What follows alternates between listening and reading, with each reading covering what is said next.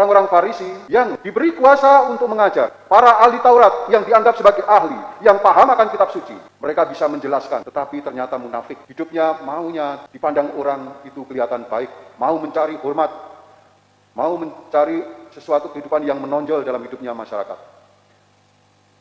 Dia membebani banyak hal untuk orang lain, tetapi dia sendiri tidak memikulnya. Saudara-saudari yang terkasih, Yesus mengajak, dengarkanlah apa yang diajarkannya, tetapi jangan ikuti perbuatannya. Mungkin Anda kecewa dengan romonya yang sedang berkhotbah, karena mungkin tingkah lakunya tidak sesuai, tetapi dengarkanlah apa yang dikhotbahkannya. Mungkin kalau ada perbuatan tingkah laku yang tidak baik, jangan ikuti dia. Demikian juga mungkin tokoh-tokoh yang lain dalam kehidupan kita, entah itu guru, entah itu pemimpin masyarakat, siapapun, ikutilah ajarannya.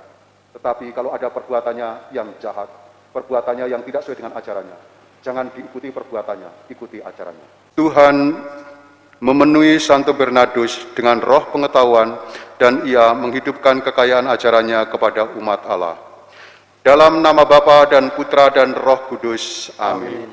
Tuhan bersamamu. Dan bersama rohmu. Saudara-saudari yang terkasih, pada pagi hari ini kita memperingati Santo Bernardus, abbas dan bujangga gereja yang hidup pada tahun 1090 sampai 1153.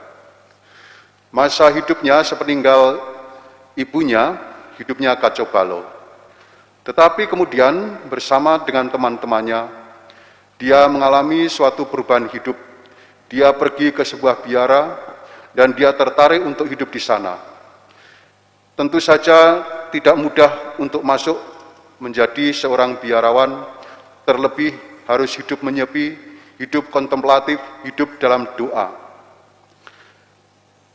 Ketika dia mau masuk, dihalang-halangi oleh orang tuanya, oleh saudara-saudaranya, oleh teman-temannya. Tetapi kemudian karena dia dengan penuh meyakinkan, menjelaskan kepada mereka, maka dia dan teman-temannya akhirnya juga bersama-sama masuk untuk menjadi seorang biarawan di dalam kehidupan doa kontemplatif. Di sana dia memperoleh pendidikan yang baik. Keahliannya dalam bahasa Latin, dia mudah sekali untuk memahami penjelasan-penjelasan mengenai isi kitab suci. Dan dia bertumbuh dan berkembang menjadi seorang pertapa yang bagus. Dia bukan hanya hidup dalam doa, tetapi juga menulis ajaran-ajaran, menulis kebijaksanaan-kebijaksanaan.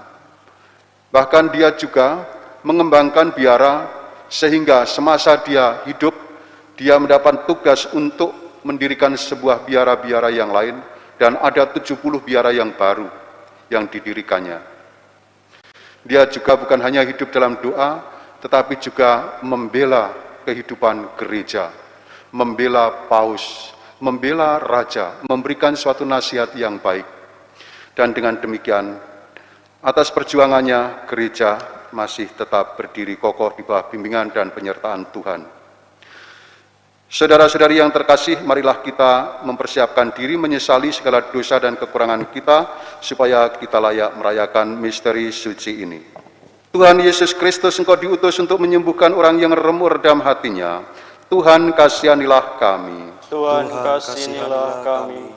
Engkau datang untuk memanggil orang yang berdosa. Kristus, kasihanilah kami. Kristus, kasihanilah kami. Engkau duduk di sebelah kanan Bapa sebagai pengantara kami. Tuhan, kasihanilah kami. Tuhan, kasihanilah kami. Semoga Allah yang Maha Kuasa mengasihani kita, mengampuni dosa kita, dan menghantar kita ke hidup yang kekal. Amin. Marilah berdoa.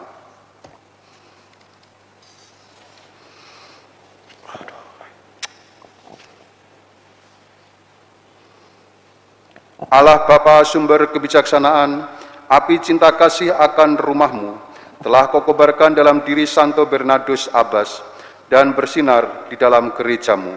Semoga berkat doa dan teladannya, hati kami Kau kobarkan dengan semangat kasih, sehingga kami mampu hidup sebagai anak-anak terang. Dengan pengantaran Yesus Kristus Putramu Tuhan kami, yang bersama dengan Dikau dalam persatuan Roh Kudus, hidup dan berkuasa Allah sepanjang segala masa. Amin. Bacaan dari Nubuat Yeskiel. Sekali peristiwa aku dibawa malaikat Tuhan ke pintu gerbang bait suci yang menghadap ke timur. Sungguh kemuliaan Allah Israel datang dari timur. Dan terdengarlah suara seperti suara air terjun yang menderu, dan bumi bersinar karena kemuliaannya. Apa yang tampak olehku itu mirip dengan apa yang kulihat ketika Tuhan datang untuk memusnahkan kota Yerusalem, dan mirip juga dengan apa yang kulihat di tepi sungai Kebar. Maka aku bersujud menyembah. Sewaktu kemuliaan Tuhan masuk ke dalam bait suci melalui pintu gerbang timur, aku diangkat oleh Roh dan dibawa ke pelataran dalam. Sungguh bait suci itu penuh kemuliaan Tuhan. Lalu sedang orang yang mengukur bait suci berdiri di sampingku. Aku mendengar Tuhan bersabda kepadaku dari dalam bait suci. Beginilah firman-Nya kepadaku. Hai anak manusia, inilah tempat tahtaku, dan inilah tempat tapak kakiku. Disinilah aku akan tinggal di tengah-tengah orang Israel untuk selama-lamanya. Demikianlah sabda Tuhan. Syukur pada Allah. Mazmur tanggapan dengan refren, kemuliaan Tuhan tinggal di bumi kita. Kemuliaan Tuhan tinggal di bumi kita. Aku ingin mendengar apa yang hendak difirmankan Allah. Bukankah ia hendak berbicara tentang damai? Sungguh keselamatan Tuhan dekat pada orang-orang takwa, dan kemuliaannya diam di negeri kita. Kemuliaan Tuhan tinggal di bumi kita. Kasih dan kesetiaan akan bertemu, keadilan dan damai sejahtera akan berpelukan. Kesetiaan akan tumbuh dari bumi, dan keadilan akan merunduk dari langit. Kemuliaan Tuhan tinggal di bumi kita. Tuhan sendiri akan memberikan kesejahteraan, dan negeri kita akan memberikan hasil. Keadilan akan berjalan di hadapannya, dan damai akan menyusul di belakangnya. Kemuliaan Tuhan tinggal di bumi kita. Haleluya, haleluya, haleluya, haleluya, haleluya, haleluya. Bapamu hanya satu, ialah yang ada di surga. Pemimpinmu hanya satu, yaitu Kristus. Haleluya, haleluya, haleluya. Tuhan bersamamu. Dan bersama rohmu, Inilah Injil suci menurut Matius. dimuliakanlah Tuhan. Sekali peristiwa berkatalah Yesus kepada orang banyak dan murid-muridnya, ahli-ahli Taurat dan orang-orang Farisi telah menduduki kursi Musa. Sebab itu turutilah dan lakukanlah segala sesuatu yang mereka ajarkan kepadamu. Tetapi janganlah kalian turuti perbuatan mereka, karena mereka mengajarkannya tetapi tidak melakukannya. Mereka mengikat beban-beban berat lalu meletakkannya di atas bahu orang, tetapi mereka sendiri tidak mau menyentuhnya. Semua pekerjaan yang mereka lakukan hanya dimaksud supaya dilihat orang. Mereka memakai tali sembahyang yang lebar dan jubah yang panjang. Mereka suka duduk di tempat terhormat di dalam perjamuan dan di tempat terdepan di rumah ibadat. Mereka suka menerima penghormatan di pasar dan suka dipanggil rabi. Tetapi kalian janganlah kamu disebut rabi, karena hanya satu rabimu dan kalian semua adalah saudara. Dan janganlah kalian menyebut siapapun bapa di bumi ini, karena hanya satu Bapamu, yaitu Dia yang di surga. Janganlah pula kalian disebut pemimpin, karena hanya satu pemimpinmu, yaitu Kristus. Siapapun yang terbesar di antara kamu, hendaklah ia menjadi pelayanmu. Barang siapa meninggikan diri akan direndahkan, dan barang siapa merendahkan diri akan ditinggikan. Demikianlah sabda Tuhan. Terpujilah Kristus. Saudara-saudari yang terkasih, kadang-kadang kita mungkin kecewa kecewa terhadap orang-orang yang seharusnya menjadi panutan, menjadi teladan, menjadi pemimpin, bahkan menjadi barometer dalam kehidupan sehari-hari kita.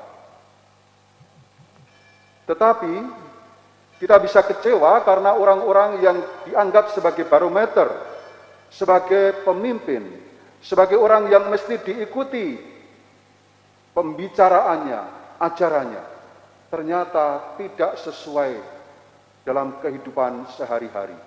Hidupnya mengecewakan, hidupnya tidak seperti yang mereka sendiri ajarkan, tidak seperti mereka sendiri yang mereka serukan, mereka dengungkan.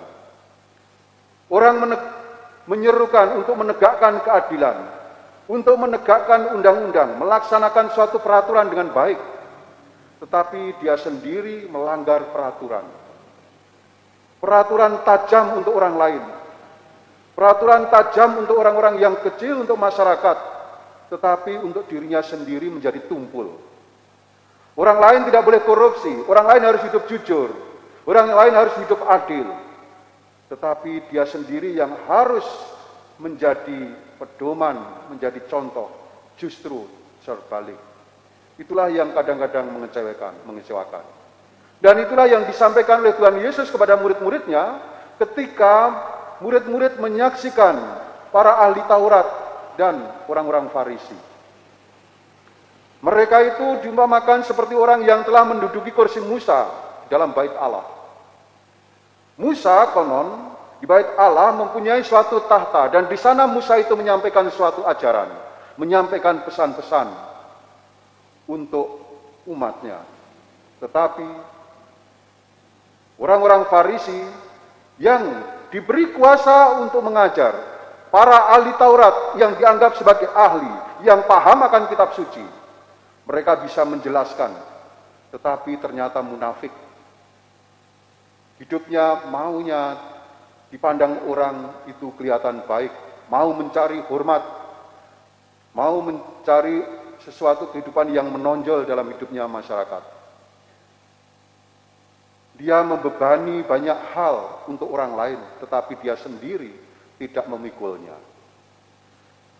Saudara-saudari yang terkasih, Yesus mengajak, dengarkanlah apa yang diajarkannya, tetapi jangan ikuti perbuatannya.